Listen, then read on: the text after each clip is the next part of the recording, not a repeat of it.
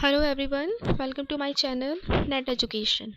So this particular channel is for all the aspirants of NT-UGC NET and JRF, those who are preparing for education subject paper 2.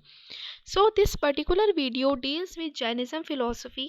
So as of now we have already discussed about Sankhya philosophy, Vedanta philosophy and also Buddhist philosophy. तो अगर आपने वो videos नहीं देखी है तो आप directly जाकर मेरे चैनल पे देख सकते हो। तो आज की वीडियो को हम स्टार्ट करते हैं। So let's get started. So before to understand about Jainism philosophy in brief, first it's really important to understand by whom the Jain philosophy was established by. तो जैन फिलॉसफी की जो सेंट्रल टीनेंट्स थे वो थे आपके क्या थे, महावीर थे जो कि इनके सेंट्रल टीनेंट्स थे। और क्या थे, ये 6th सेंचुरी में आए थे। Although Jainism as a religion is much older. और क्या है, जैनिज्म जो फिलॉसफी है वो काफ़ी पुरानी है, इसमें बात की गई थी। जैनिज्म फिलॉसफी के अंदर 3 मैटर्स होते हैं, 3 बेसिक एलिमेंट्स होते हैं। पहला होता है प्रोडक्शन, दूसरा होता है डिके एंड जो थर्ड है वो आपका क्या है, कंस्टेंसी। कि 3 तरह के एलिमेंट्स हैं जो कि जैन फिलॉसफी के अंदर आते हैं।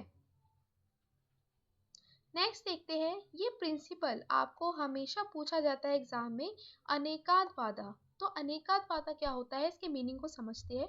अनेकादवादा मतलब होता है कि जो भी आपकी रियलिटी है, जो क्या है सबके लिए अलग है और रियलिटी को हम परसीव नहीं कर सकते एक सिंगल पॉइंट ऑफ व्यू से। यानी कि जो रियलिटी है, जो आइडिया ऑफ रियलिटी है, वो परसीव्ड होती है differently from the different point of view, that no single point of view is completely true. यानी कि कोई भी जो सिंगल डेफिनेशन के थ्रू हम रियलिटी को डिफाइन नहीं कर सकते हैं। हर किसी के क्या है, उनके जो पर्सपेक्टिव है रियलिटी को लेकर वो अलग है और इसकी कोई ट्रू सिंगल डेफिनेशन नहीं है। तो उस प्रिंसिपल को हम क्या कहते हैं, उस प्रिंसिपल को हम कहते हैं अनेकादवादा। और क्या है, यूनिवर्स है हमारा एटर्नल है, इनफाइनाइट है। यानी कि जो हमारा ब्रह्मांड है, यूनिवर्स है, ये क्या है, ये एटर्नल है और इनफाइनाइट है, ये इसके बारे में कहा गया है। नेक्स्ट देखते हैं, अकॉर्डिंग टू जैनिज्म ओनली कैवलर्स क्या होते हैं, कैवलर्स होते हैं those who have infinite knowledge. यानी कि जैनिज्म फिलॉसफी में कैवलर्स के बारे में बात की है। तो वो क्या है, वो ऐसे लोग जिनके पास क्या है, इनफाइनाइट नॉलेज है और सिर्फ उन्हीं को ही ट्रू आंसर पता है। और जबकि जो हम ह्यूमन बीइंग है, हमें सिर्फ उसका एक अंश पता है, हमें पूरी रियलिटी के बारे में नहीं पता।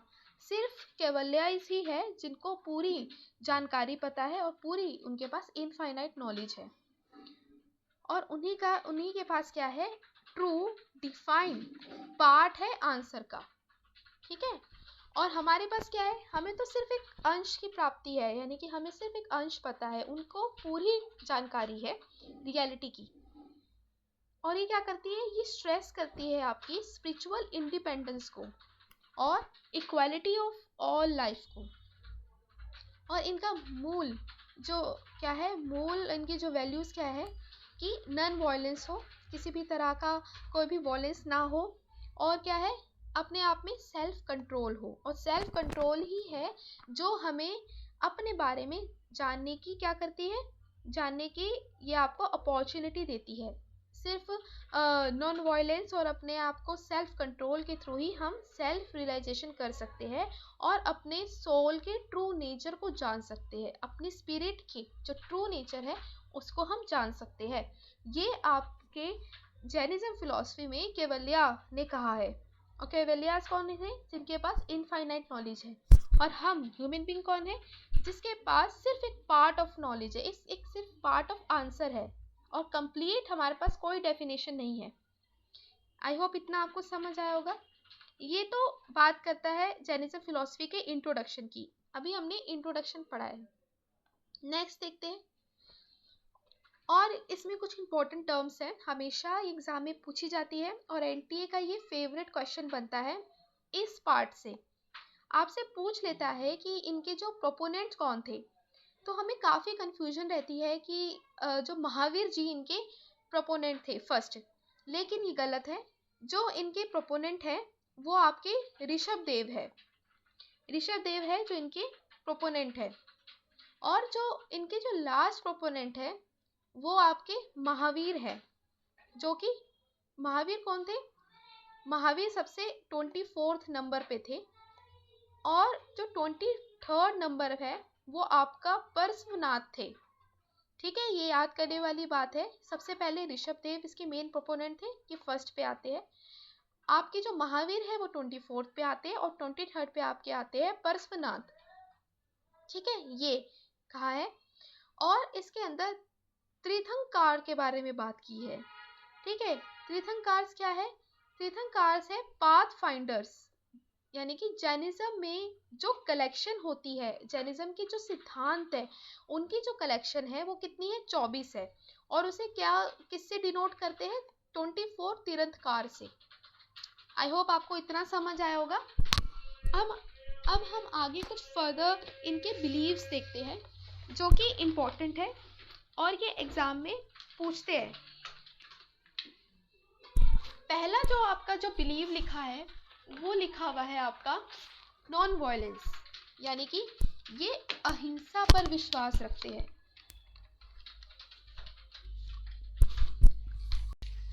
ये आपके अहिंसा पर विश्वास रखते हैं, फर्स्ट ये कहता है। सेकंड जो है वो कहता है कर्म बिलीव, यानी कि karma believe that every action there is consequences, यानी कि जो भी हम कर्म करते हैं उस एक एक्शन का हमेशा कॉन्सिक्वेंस होता है। रीइंकार्नेशन क्या है?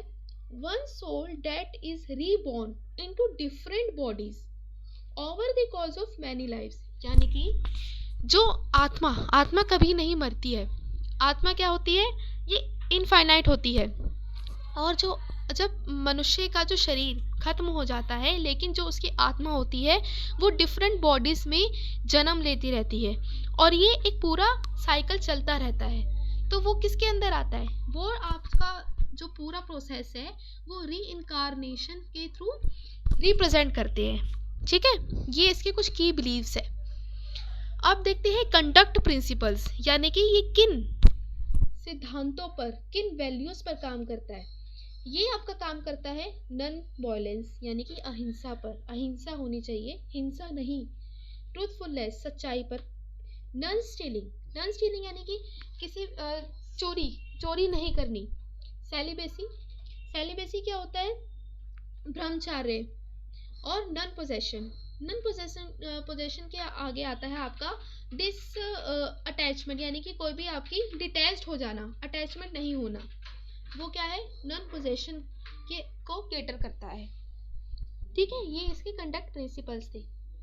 आगे हम देखते हैं कुछ और इम्पोर्टेंट कि मैटर्स के बारे में क्या बोलता है जैन फिलॉसफी।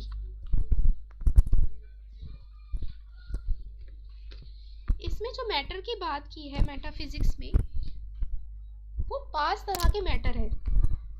और ये जो आपको कैटेगरी दिख रही है जैनिज्म कैटेगरी, ये पूरा एक चार्ट है, वो बहुत ही इम्पोर्टेंट है।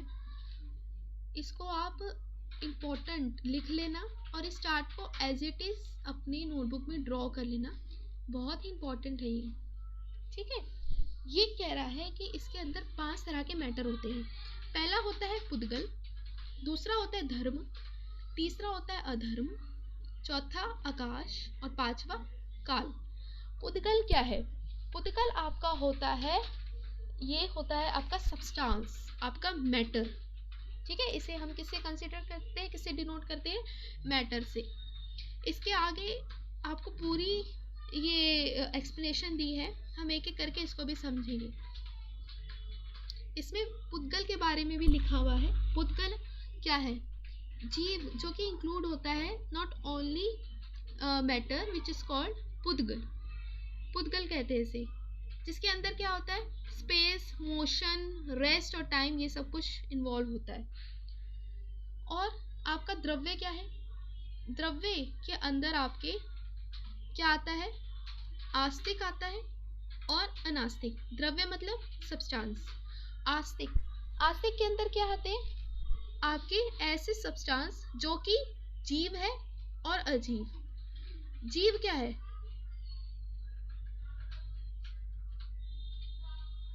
जीव जिसके अंदर आपकी स्पिरिट आती है, जो कि कॉन्शियस के साथ डील करता है, आपके सोल के साथ डील करता है। अजीव क्या है, अजीव के अंदर क्या है, आपकी कोई जो स्पिरिट के साथ साथ आपके कर्म, कर्म पे भी डील करता है, कर्म इसके अंदर इंक्लूड होते हैं। अनास्तिक, अनास्तिक के अंदर आपका काल, काल चक्र की बात करता है, ये आपके अनास्तिक के अंदर आ जाते हैं। अब जो आपके जीव है वो फर्दर दो चीजों में डिवाइड होते हैं। पहला होता है आपका मुक्त, मुक्त होता है, मुक्त यानी कि मुक्त होता है कि आपको फ्री, फ्री लाइफ होना, और बाधा, बाधा यानी कि किसी भी तरह के बॉन्डेशन नहीं होना। अजीब, अजीब के अंदर आपका धर्म आता है, अधर्म आता है, आकाश इसके अंदर आता है और पुद्गल आता है। पुद्गल क्या आता है, हमारा मैटर। और ये भी फर्दर डिवाइड होता है अणु और संघटा। अणु के अंदर क्या है, आपके सारे अर्थ के से जो एलिमेंट्स मिलते हैं वो है, यानी कि जो आपकी प्रकृति से जो सारे एलिमेंट्स मिलते हैं वो है अर्थ, वाटर, फायर, एयर। और संघटा क्या है, संघटा के बारे में इसमें लिखा हुआ है, संघटा, संघटा के बारे में अभी हम इसमें एक्सप्लेनेशन के थ्रू समझेंगे संघटा का इसमें क्या मतलब है।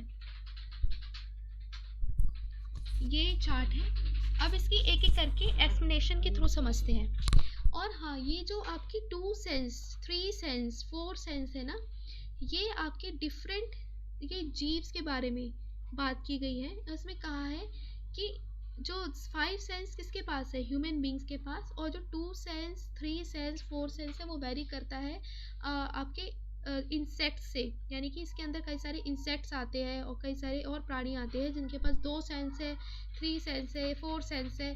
लेकिन जो सिर्फ एक मानव ही जीवन है या मनुष्य है उसके पास 5 सेंस होते हैं। ठीक है, अब हम इसको एक्सप्लेनेशन के थ्रू समझते हैं और क्या क्या कहता है। The whole universe brought under 2 everlasting, uncreated, eternal, coexisting categories, यानी कि जो पूरा जो यूनिवर्स है उसके अंदर 2 तरह की एवर लास्टिंग और अनक्रिएटेड और एटर्नल क्या है, वो कैटेगरीज है जिसको हम कहते हैं जीव और अजीव। ठीक है, अब ये कह रहे हैं जीव मतलब क्या होता है, जीव मतलब होता है आपका कॉन्शियस स्पिरिट। ठीक है, कॉन्शियस आपकी स्पिरिट है। और अजीव क्या है, आप जिसको कहते हो अनकॉन्शियस नॉन स्पिरिट।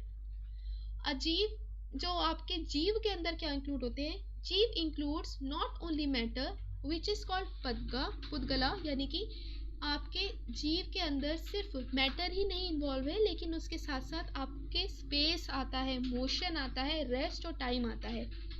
और स्पिरिट, मैटर, मोशन, रेस्ट और स्पेस, ये क्या है, इनको कहते हैं हम जीव, पुद्गल, धर्म, अधर्म, आकाश, ये सब कुछ इसके अंदर इन्वॉल्व है।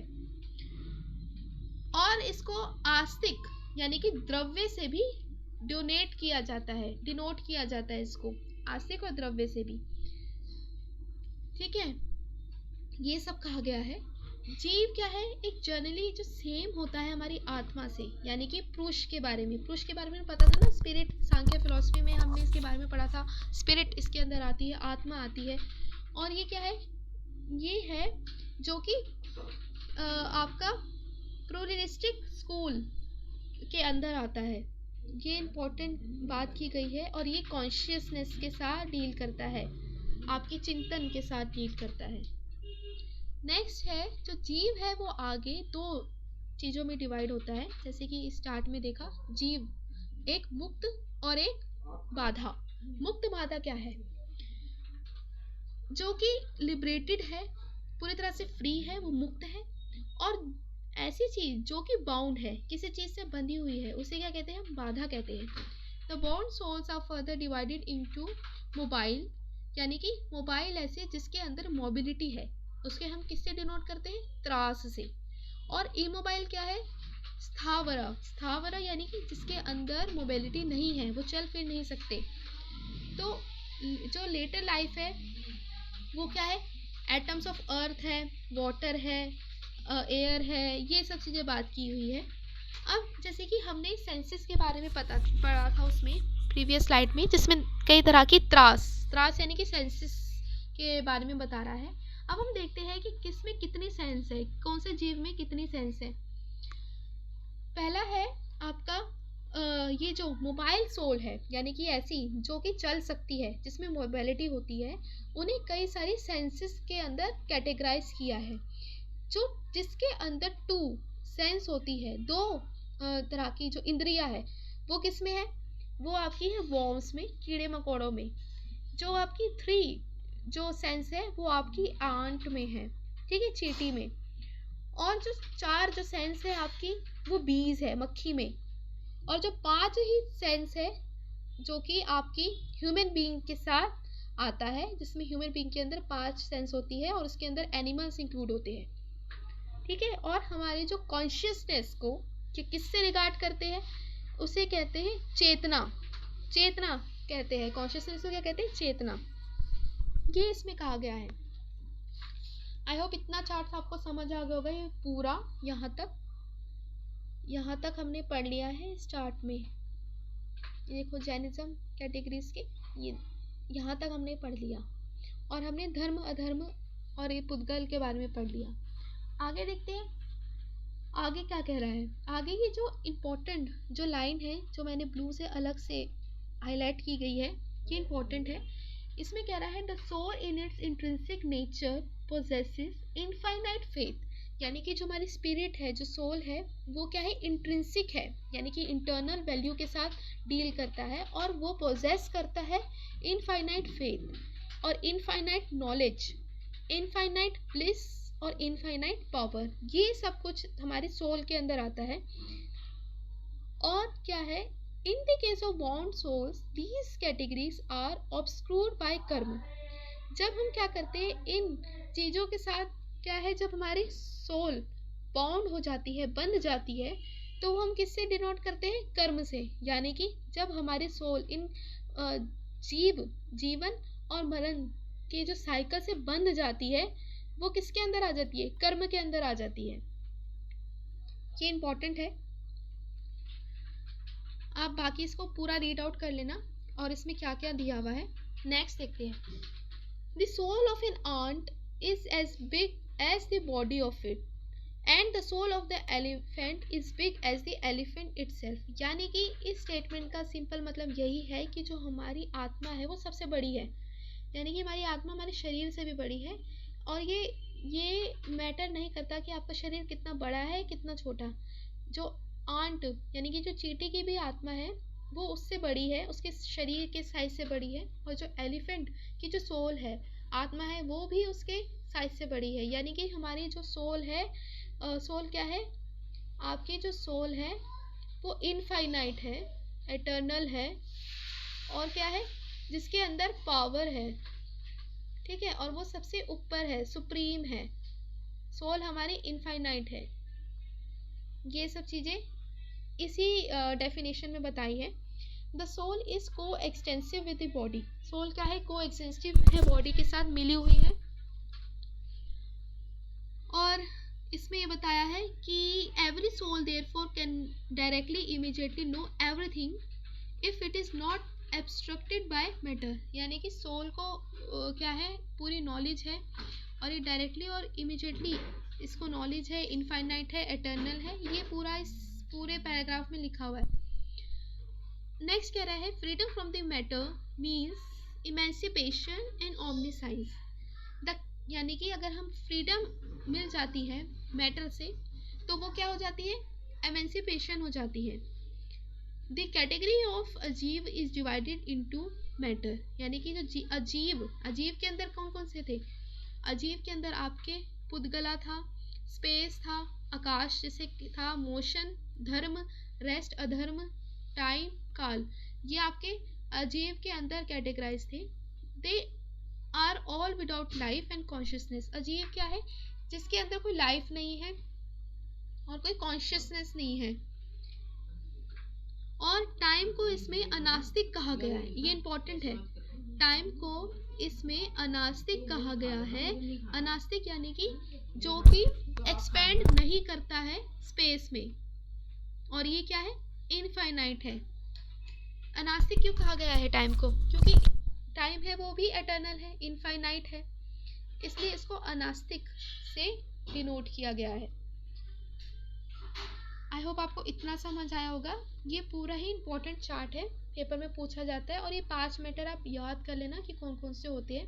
ये एक सीक्वेंस भी आपसे पूछ लेता है कि इसका क्या सीक्वेंस है, आपको बताना है कि पुद्गल, धर्म, अधर्म, आकाश, काल, ये पूछते हैं।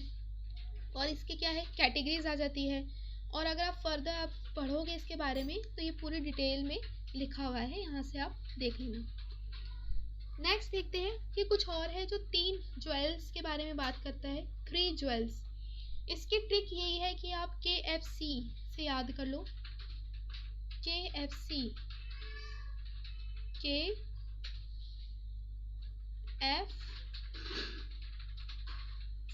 KFC 3 ज्वेल्स जैनिज्म के अंदर आते हैं। K मतलब क्या है? राइट नॉलेज, और F राइट फेथ, और R क्या है आपका? ये क्या है? C क्या है? C आपका है राइट कंडक्ट, यानी कि K knowledge, right faith, right conduct, ये क्या है? 3 ज्वेल्स है। ठीक है, ये जो आपको 3 डॉट्स दिखती है कि सिंबल में, ये जैन का जो सिंबल है, यानी कि जो 3 डॉट्स आपको इसमें दिख रही है वो 3 ज्वेल्स है। KFC right faith, right knowledge, right faith and right conduct. और इसके अंदर जो पाम जो सिग्निफाइज करता है, जो आपकी हथेली, ये जो क्या सिग्निफाइज करता है? ये सिग्निफाइज करता है assurance to have faith and path of righteousness, यानी कि फेथ रखने के बारे में बोलता है, और क्या है? हमेशा सही होने के बारे में बोलता है। पाम आपका इससे सिग्निफाइज करता है। व्हील ऑफ धर्म, ये जो धर्म आप कह रहे हो ना, ये व्हील ऑफ धर्म कहते हैं इसे, जो चक्र आपको देखने को मिल रहा है, जिसके अंदर 24 स्पोक्स होती है, 24 स्पोक्स होती है। और ये क्या करती है? जो 24 जो स्पोक्स, इसमें जो लाइन्स दिख रही है ना आपको, ये जो चक्र में होती है, वो आपके 24 तीर्थकार को रिप्रेजेंट करता है। 24 तीर्थकार क्या होते हैं? एक ऐसा रीजन जो कि लिबरेटेड सोल होती है। ठीक है, ये आपको पूरी और अच्छे से एक्सप्लेन किया गया है, यहाँ से आप देख लेना। 3 क्या है इसमें? मनुष्य, जो स्वास्तिक का जो निशान है, यानी कि वो देव को रिप्रेजेंट करता है। और आगे फर्दर इसमें लिखा हुआ है अहिंसा का हाथ, हैंड होना, म्यूचुअल सपोर्ट और इंटरडिपेंडेंस होना। इसका मतलब होते हैं ये जो आपको दिया हुआ है, परस्परोपग्रहो जीवानाम, मतलब क्या है? इसका मतलब है कि म्यूचुअल सपोर्ट होना और इंटरडिपेंडेंस होना। ये पूरा एक स्लाइड में लिखा है, ये देख लेना। नेक्स्ट अब इससे हम पढ़ते हैं आपकी एपिस्टेमोलॉजी और लॉजिक से। एपिस्टेमोलॉजी और लॉजिक यानी कि हम नॉलेज कैसे लेते हैं, ये कई सारे इसके अंदर क्या है, नॉलेज कैसे ली जाती है उसके बारे में बताया है। मति ज्ञान एक ऐसी नॉलेज होती है जो कि अटेन होती है हमारी सेंसेस के थ्रू, और क्या है, इसको हम डायरेक्ट नॉलेज कहते हैं। और इंडियन फिलॉसफी में देखा जाए तो इसको प्रत्यक्ष के साथ रिप्रेजेंट करते हैं। प्रत्यक्ष के अंदर क्या आता है? आपकी डायरेक्ट नॉलेज जो आप परसीव करते हो थ्रू सेंसेस। ठीक है, ये आपकी मति ज्ञान। श्रुति ज्ञान क्या होता है? जो सुनकर आपको नॉलेज मिलती है, जो अचीव होती है आपकी कैसे? सिंपल से, सिम्टम से, वर्ड से। अवधि ज्ञान क्या है? अवधि ज्ञान आपका होता है जो कि एक्स्ट्रा ऑर्डिनरी इनर आई के थ्रू आपको पता चलता है, यानी कि knowledge is beyond the periphery of country and period, ये पीरियोडिक नॉलेज होती है। मन प्रज्ञा ज्ञान होता है एक ऐसी नॉलेज जो आपके केटर करता है इमोशंस को। Knowledge emotions of present and past of the other person can be read, यानी कि जो आपके प्रेजेंट से और जो पास्ट की जो इमोशंस है उसके साथ डील करता है, जिसके अंदर आपका क्या है, ये बात करता है कि हमें सभी तरह के क्या है, बॉन्डेज से फ्री होना है। फ्री किससे होना है? एंगर से, ग्रीड से, और फैसिनेशन से और ईगो से। ये मन प्रज्ञा के बारे में बात करता है, ये इंपॉर्टेंट है, मन प्रज्ञा के बारे में पूछा जाता है। कैवल्य ज्ञान क्या है? कैवल्य ज्ञान है ऐसी नॉलेज जब हम क्या कर सकते हैं, एक ऐसे स्टेज पे पहुंच जाते हैं जिसके बाद हमारे लिए कुछ बचता ही नहीं है अटेन करने के लिए, यानी कि वो एक आपका एक्सट्रीम नॉलेज हो जाती है जिसके बाद कुछ बचता नहीं कुछ भी आपको अटेन करने के लिए, और आपके पास संपूर्ण ज्ञान हो जाता है, उसे कैवल्य ज्ञान कहा जाता है। ये स्टेज वाइज चलता है, जैसे सबसे पहले मति ज्ञान आता है, फिर श्रुति ज्ञान, फिर अवधि ज्ञान, फिर मन प्रज्ञा ज्ञान, और फिर लास्ट में जाके कैवल्य ज्ञान। कैवल्य ज्ञान एक ऐसी स्टेट है जिसमें आपको कुछ अटेंड करने को नहीं रहता, आपने सब अटेंड कर लिया होता है। और ये एक तरह क्या कहता है कि whole knowledge after which nothing is left to attain. Difference between knowledgeable and knowable ends here, यानी कि इसमें जो नॉलेजेबल, जिसके बारे में जानकारी होना, और जिसके बारे में हमें पता है, वो क्या है, जो चक्र इधर समाप्त हो जाता है। साधवाद आता है पेपर में, साधवाद के बारे में पूछते हैं। साधवाद के बारे में क्या है?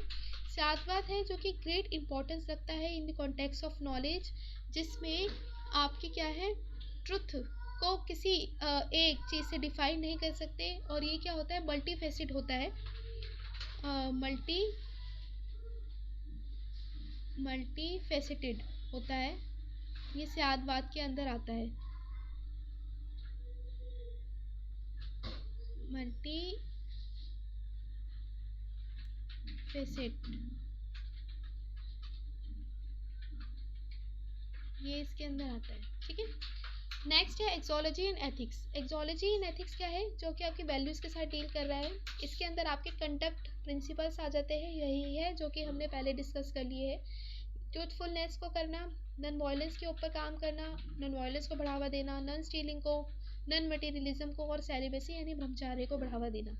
Sacrifice for astringents. एस्ट्रिंजेंट्स कौन कौन से होते हैं हमारे जीवन में? बुराइयाँ कौन कौन सी होती है? पहला होता है एंगर, गुस्सा, ग्रीडीनेस, लालच, अफेक्शन यानी कि हम अफेक्ट हो जाते हैं, हमें अटैचमेंट हो जाता है किसी चीज़ से, और इगोइज्म यानी कि अहंकार। ये हमारे मनुष्य के जीवन में 4 तरह के विकार होते हैं, ठीक है। ये इसके बारे में बात करते हैं। आई होप आपको इतना समझ आ गया होगा। नेक्स्ट देखते हैं हम इसका एम्स ऑफ एजुकेशन, कि ये एजुकेशन से कैसे कारगर साबित होता है, और एजुकेशन में इसका क्या काम है इस फिलॉसफी का। तो ये रैशनल विजन होता है। रैशनल विजन क्यों?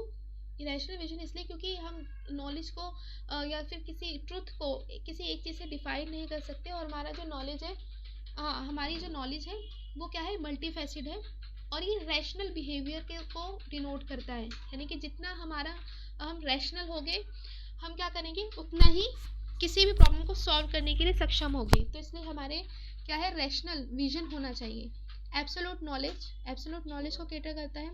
ट्रू कैरेक्टर को रिप्रेजेंट करता है, और ये क्या करता है, ट्रेनिंग होती है इसमें वेरियस आर्ट्स की एक ट्रेनिंग होती है आपकी, और इसमें कई तरह के जो डिसिप्लिन हैं वो इन्वॉल्व होते हैं, जैसे कि फिजिकल ऑब्जेक्टिव्स, और आपकी language, grammar, mathematics, physics, stat, dynamism, mechanism, और ये सब कुछ इसके अंदर इंक्लूड होता है। नॉट इवन इसमें आपकी जो साइंस को बढ़ावा देते हैं, लेकिन नेचुरल साइंसेस के साथ साथ आपकी आर्टिस्टिक वैल्यूज़ को भी ये बढ़ावा देता है, उसको भी इम्पोर्टेंस देता है। अब देखते हैं मेथड ऑफ टीचिंग कौन कौन से होते हैं। मेथड ऑफ टीचिंग के अंदर आपकी सबसे इम्पॉर्टेंट जो बात है वो है इंद्रियानुभाव, यानी कि आपके सेंसेस के थ्रू पढ़ाना, और सेंसेस के थ्रू आप नॉलेज को परसीव करना। एक्सपीरियंसेस ऑफ सेंसेस के अंदर ये मेथड होता है टीचिंग का। Second is emulation. एम्यूलेशन क्या है, अनुकरण टेक्निक्स। और आपका थर्ड क्या है, प्रैक्टिकल यानी प्रयोग टेक्निक्स। प्रैक्टिकलिटी को इसमें इम्पोर्टेंस दी हुई है। हियरिंग टेक्निक यानी कि आपको ऑडियो विजुअल्स के थ्रू पढ़ाना। फिर सेल्फ स्टडी टेक्निक को स्वाध्याय से रिप्रेजेंट करते हैं, और ये डिफरेंट मेथड है टीचिंग के।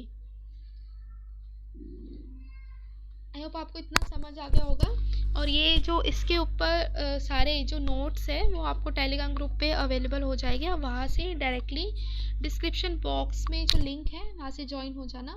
और ये जो जितनी भी जैन फिलॉसफी है वो बहुत इंपॉर्टेंट है, और ये हमेशा पूछी जाती है।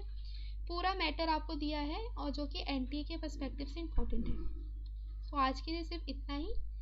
Stay tuned for more videos. Thank you.